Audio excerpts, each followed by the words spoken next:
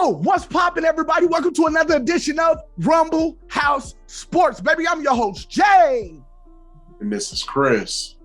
And this your boy, Red Man. Oh, Rush, now staying on this WWE, Brock Lesnar has officially been suspended indefinitely for the turmoil that he caused on SmackDown. And I must say, I am loving this storyline. Shades of when Stone Cold used to put the stunner on every single ref and every single suit that they had. We saw that with Brock Lesnar. I'm behind him being suspended. I can't wait to see what this is going to be. How do you agree with that, Red Man? I like it. I mean, as you say, as it compares to the overall storyline, it definitely keeps things interesting. And I like it. I think it was a good move. We'll just see how everything transpires. Well, they did that so that he could be gone for another 4 months and then come back and wreak havoc right before Royal Rumble or WrestleMania. This is the way they get him to have his time off. This is how they do it. But I must say, I do like this storyline. I normally hate those, but we've seen it. You're right, Chris. But go ahead, man. We've seen this before, but hopefully whenever he comes back, they give us the dream match we want. Maybe this could be a gateway to Brock Lesnar and Bobby Lashley.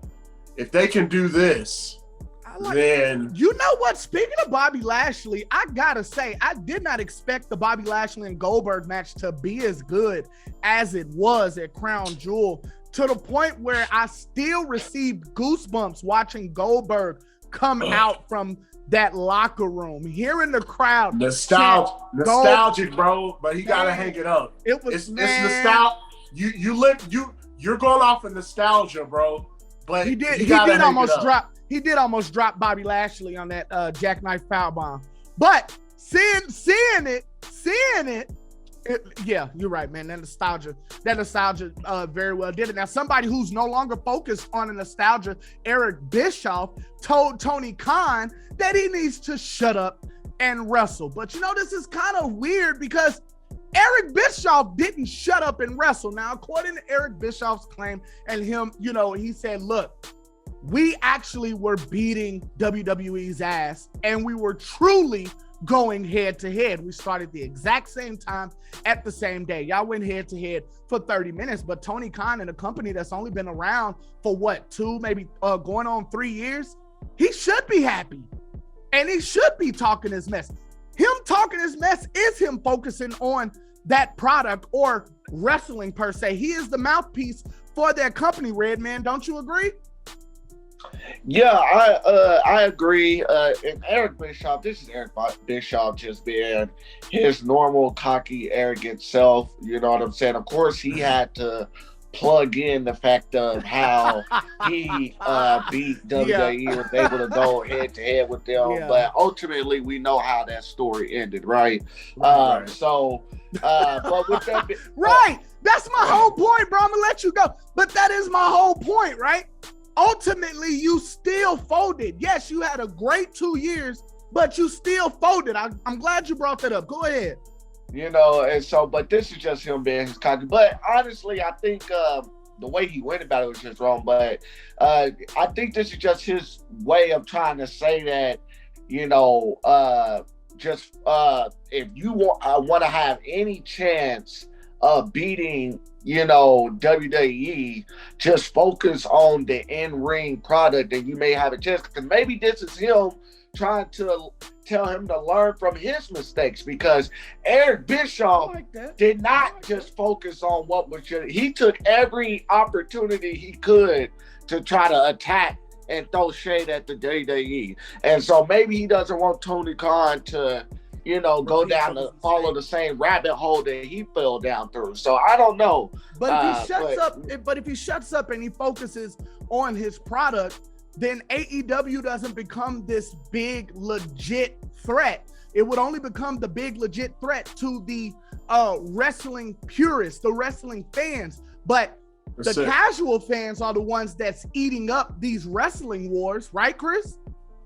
Yeah, it's just another case of it's another case of somebody trying to relive the glory days and just now. Granted, Tony Khan did. I don't know who started it. Granted, Tony Khan did call out WCW. The fans started it. The Okay. fans is what started the wrestling and that caused Tony Khan to kind of get a little disrespectful and say, "Oh, this ain't WCW," for lack of a better term. But that was basically the summary of what he was saying, Right. and this caused Eric Bischoff to go to respond. But it's just another case of his statement. Well, it was different when I did it. You know what I'm saying? So even though I did the same thing, but it was a little different because I did it this way.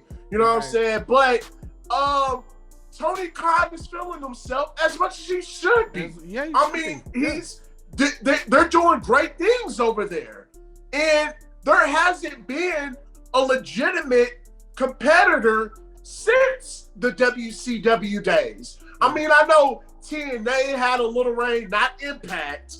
Right. TNA. Yeah. You know what I'm it saying? was small. They had a small. They had a small, y'all can attest to this because y'all watched it more than I did, but they had a small little reign where those conversations were out there. Yeah. Matter of fact, back then, I'm sure that y'all would have rather watched the TNA show over a Monday Night Raw at one little point in time over a little stretch. We did because at that point Raw was stagnant. Like kind of what's going on now. So yeah, we did. But see, they have a partnership. That's why you see so many people over at WWE going back and forth. They actually have a partnership.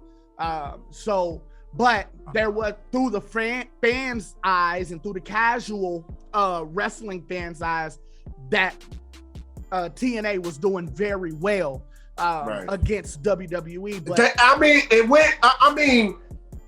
it just, that they was doing good if they released the game.